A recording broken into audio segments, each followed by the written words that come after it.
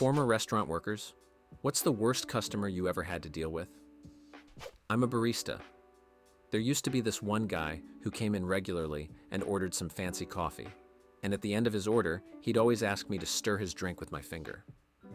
If I or the other baristas reacted with surprise, he'd add something like, "Well, how else am I going to get a taste of you?" Disgusting guy. Oh my God. I ran into a similar character in college.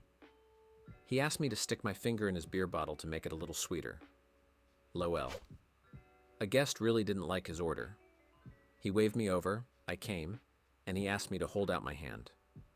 When I did, he spat everything he had in his mouth into my palm and told me he wanted his money back and asked me to make him something else. A homeless guy came in with blood on his hands and yelled at me for refusing to give him something from the counter for free. He only backed off when I threatened to call the cops, but on his way out, he deliberately spat on the counter and smeared blood on the register. Another time, a group of rich kids came in, trashed the dining room, and drank a ton of booze. Once there was a guy who demanded I take money from the tip jar to help cover his bill, and when I refused, he started arguing with me. And people would order big cakes, sometimes even take them home and eat half, then ask for a refund because they didn't know it was vegan, even though it says so everywhere. For a while, I worked at a popular restaurant. To get a table during dinner, guests had to wait a pretty long time, 30 to 40 minutes, but everyone was warned about it right at the entrance. One time, a woman came in who was completely fed up with waiting.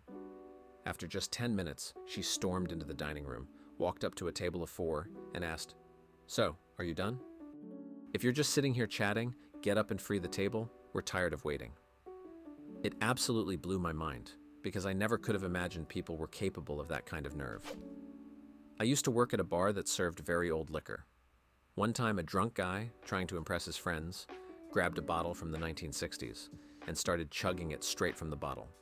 Since his lips touched it, the contents instantly lost all their value.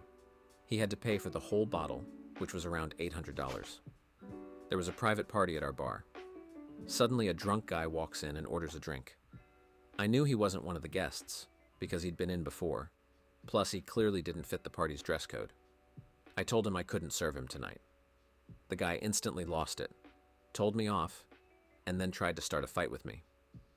When he was finally talked into leaving, he sarcastically shouted that next time we should put up a sign. But the irony is, the door he was walking out of had a sign that said, "We're closed, private party." The next day he sobered up and came back to apologize.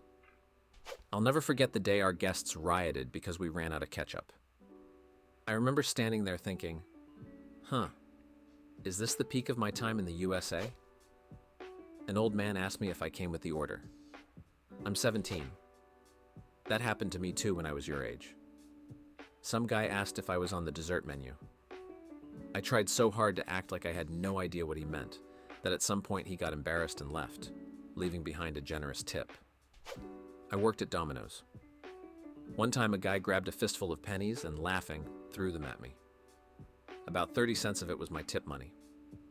I didn't pick anything up. I just turned around and walked away. The guy got mad and yelled that my money wasn't good enough for me. Well, okay. Then you're never setting foot in this Domino's again? I've never seen a customer earn himself a ban like that. It was glorious. I love the threat. I'm never coming back. Like, you think your presence somehow affects my paycheck? Please don't come back. One fewer person yelling at me is a win for me. In my student years, I waited tables for a few years. The worst case was when a Catholic priest came in and brought a guy he was trying to hit up for a donation. The whole evening he was extremely demanding and condescending toward me. When they finished, I set the check on the table, but the priest not only didn't leave a tip, he didn't even pay for the food. On top of that, on his way out, he stole the leather folder the check was in. Of course, I reported it all to our manager. 2 weeks later, he comes back with a whole entourage of parishioners, about 20 people. Our manager stepped in immediately and, in front of the whole crowd, told him that after not paying his last bill, he was banned from our restaurant, and all of them had to leave. Best manager I've ever worked for. After a wedding banquet at our place wrapped up, we started cleaning too, and I ran the self-clean cycle on the espresso machine. The party had been over for half an hour, and the cleaning takes 12 minutes. Everyone had already left, but the bride's dad was still with us and asked me to make him an espresso. I said I absolutely would. We had strict rules requiring us to meet any guest request, but I warned him he'd have to wait about 10 minutes for the cleaning to finish. The dad started chewing me out like, "Do you even know how much I paid for all this?" After finishing his fiery speech, he rushed off to our banquet manager and complained that I was refusing to make him coffee. And our manager, who's a jerk too, came over and started tearing me down right in front of the guy, while I was trying to show them, look, the machine is only just finishing its cleaning cycle, so there was no way I could make his coffee. In the end, I got suspended for 2 weeks. A few years ago, I worked as a bartender at a restaurant. One time during a private party, one of the guests comes up to me and asks me to play a song from his phone. Okay, no problem, especially since he'd tipped $20. Then he got wasted and somehow forgot all about his phone. As he was about to leave, I say, "Sir, don't forget your phone." In response, he told me to leave him alone, threw his beer at me, and told me to go get a real job. Guess who ended up with a brand new iPhone? We had a guest who rushed out and forgot his phone. I don't know how much it cost compared to phones today since this was 10 years ago, but I remember it was pretty expensive. The next day, the guy came back and timidly asked if anyone had seen his phone. Our boss said no and kept the phone for himself. A customer ordered one of our specials and wasn't happy with it. Instead of telling me so I could offer her something else, she complained about me to my boss. This was in May of last year. Then in August, the school year started, and it turned out she was a professor at my college and would be teaching my management class the whole next semester. She recognized me on the very first day of class, but I pretended I was seeing her for the first time. I had a similar experience. I served a couple, we talked normally, no complaints.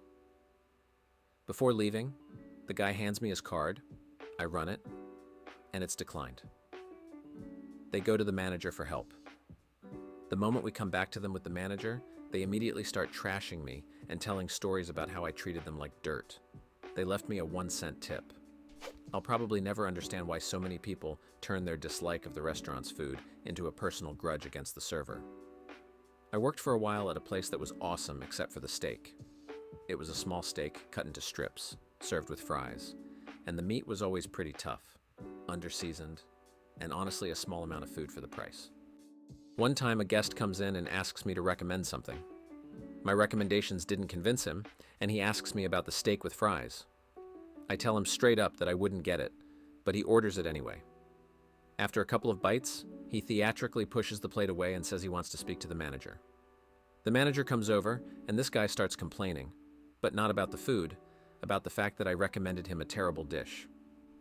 I work at a restaurant that local families and kids' sports teams often hang out at. The worst is when the same huge group comes in on Sundays. The parents get drunk and completely ignore their kids, who run all over the restaurant and bother everyone else. One time at the end of the sports season, when we were fully booked, they showed up as a party of 45 and got furious when we said we couldn't seat all of them. They also love to modify every single dish and never leave a tip.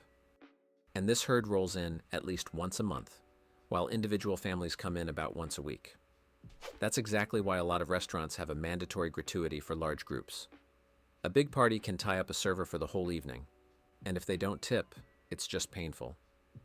Long ago, back in the 80s, I worked at a beloved restaurant owned by a famous chef of the time, Jeff Smith, the frugal gourmet.